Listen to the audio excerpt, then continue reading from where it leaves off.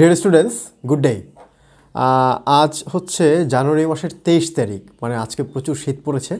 এই কারণে আজকে একেবারে মানে ব্লেজারটে আপনার জ্যাকেট পরে আপনাদের সাথে আসলে ভিডিও করতে হচ্ছে।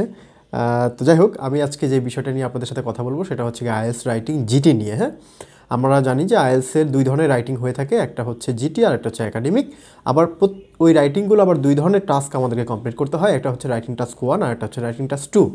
তো আমাদের জিটি বা জেনারেল টেস্ট যারা দিবেন, তার মানে যারা মাইগ্রেশন করার জন্য যাবেন, আর একাডেমিক বা পড়াশোনার জন্য যারা আসলে আইএলটিএস পরীক্ষা দিবেন, তাদের কিন্তু এই রাইটিং টাস্কে একটু পার্থক্য আছে। টাস্ক 2টা অলমোস্ট সেম, কিন্তু টাস্ক 1-এ কিন্তু পার্থক্য আছে। টাস্ক 1টা যারা একাডেমিক দিবেন তাদের জন্য হচ্ছে টাস্ক 1টা হলো কিছু গ্রাফ বা গ্রাফ রাইটিং করতে হয়, বা আদার্স আরও কিছু রাইটিং করতে হয়।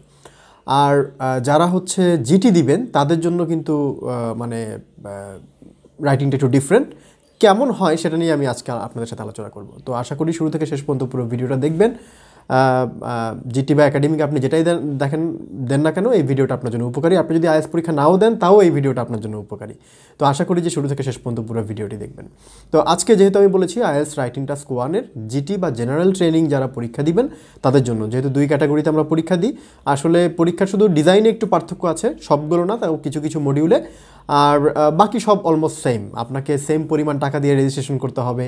হ্যাঁ, মানে সেম হয়তো ডেটে আপনার এক্সাম পড়বে, সেম মানে সব কিছু একই থাকবে, শুধু কিছু কিছু জায়গায় পার্থক্য হবে। তো আইএলটিএস রাইটিং টাস্ক 1-এর জিটি বা জেনারেল ট্রেনিং যারা দিবেন তাদের প্রথমত হচ্ছে গিয়ে মানে রাইটিংটা কেমন হয়ে থাকে। আমরা জানি যে টাস্ক 1-এ সাধারণত আমরা 20 মিনিটের বেশি সময় পাবো না, অর্থাৎ টোটাল রাইটিংয়ের যে পরীক্ষাটা, এটা আমাদের হচ্ছে কি 60 মিনিটের পরীক্ষা, যেটা হয়তো আগের ভিডিওগুলোতে আমি ওভাবে বলিনি। তো এই 60 মিনিটস পরীক্ষার ভিতরে অনলি 20 মিনিট আমি পাবো রাইটিং টাস্ক 1-এ। হ্যাঁ, আর রাইটিং টাস্ক 2-তে পাবো হচ্ছে 40 মিনিট। তো এই 20 মিনিটে মোটামুটি আমাকে 150 ওয়ার্ডের একটা মানে লিখতে হবে, যাই লিখি না কেন।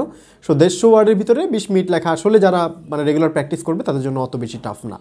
শুধু ফরম্যাটটা আপনাকে জানতে হবে যে আসলে মূল ফরম্যাটটা কী।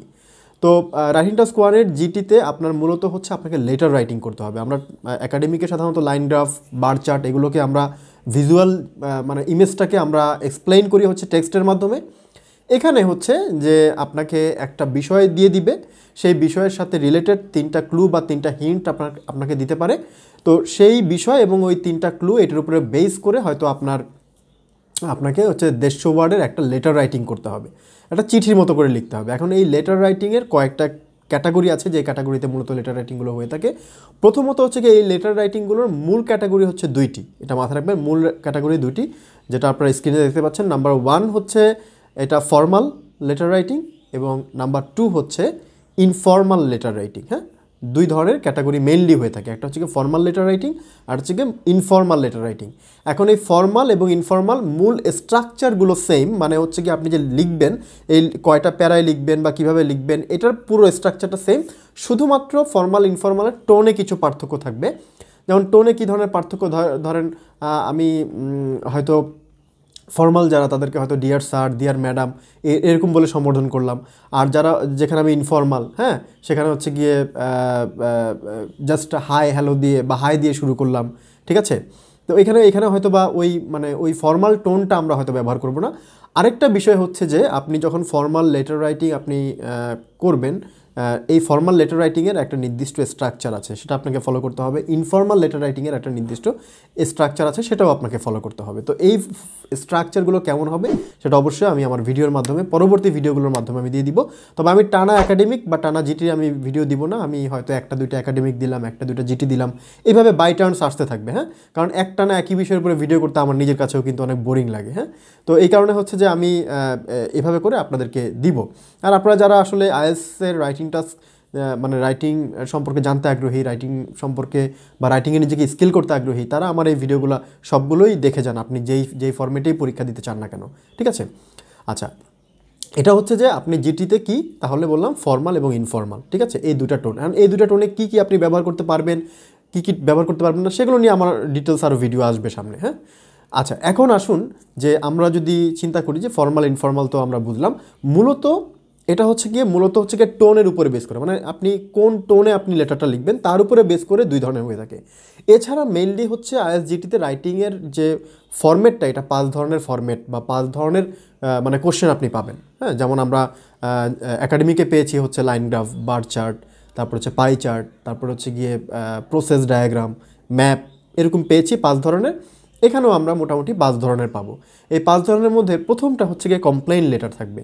হ্যাঁ, মানে প্রথমটা বলতে হচ্ছে কি যে কোনো একটা থাকতে পারে, কিন্তু আমি একটা একটা করে সিরিয়ালি আপনাদেরকে বলছি। একটা থাকবে হচ্ছে কি কমপ্লেইন লেটার, এটা একটা ব্যাপার, সেটা স্ক্রিনে দেখতে পাচ্ছেন, কমপ্লেইন্ট লেটার, ঠিক আছে, কমপ্লেইন লেটার। এরপরে হচ্ছে কি নাম্বার 2 আপনি পাবেন হচ্ছে লেটার্স অফ অ্যাপোলজি পেতে পারেন, অর্থাৎ আপনি ক্ষমা চেয়ে যদি কারো কাছ থেকে কোনো লেটার দেন। এরপরে হচ্ছে কি আপনি রিকোয়েস্ট বা ইনফরমেশন জানার জন্য আপনি একটা লেটার্স লিখতে হতে পারে আপনাকে, এইটা এক ধরনের হচ্ছে লেটার। এরপরে হচ্ছে যে ইনভাইটেশন লেটার্স এবং থ্যাংক ইউ লেটার্স, এই টোটাল 5 ধরনের পাবেন। কী কী পাবেন? Complain letter, letters of Apology, request or information request letter, তারপর হচ্ছে গিয়ে কি ইনভাইটেশন লেটার্স এবং থ্যাংক ইউ লেটার্স। এই 5 ধরনের লেটার্সই আপনি সাধারণত পেয়ে থাকবেন। এই 5 ধরনের যেটাই আপনার আসুক না কেন, যদি ফর্মাল আসে তাহলে ফর্মাল টোনে আপনাকে লিখতে হবে, ইনফর্মাল আসলে আপনাকে ইনফর্মাল টোনে লিখতে হবে। তাহলে এই 6টা বিষয় আজকে আমি আপনাকে বললাম। একটা হচ্ছে ফর্মাল লেটার, ইনফর্মাল লেটার, এগুলো সম্পর্কে একটু মাথায় মানে ধারণা রাখার চেষ্টা করবেন। এরপরে হচ্ছে এই 5 ধরনের, যে 5 ধরনের বলেছি সেই 5 ধরনের ধারণা রাখার চেষ্টা করবেন। তাহলে মোটামুটি আপনি আইএসজিটিতে আশা করি যে যদি এটা টোনটা এবং স্ট্রাকচার এই দুটোকে যদি আপনি ইয়ে করে এবং যদি আপনি রেলিভেন্ট যদি করতে পারেন, কারণ আমি আগেই বলেছি আমাদের কিন্তু আইএলসের রাইটিংয়ে মূলত তারা 4টা জিনিস দেখবে, অ্যাসেস করবে হচ্ছে কি 4টা বিষয়, তাই না?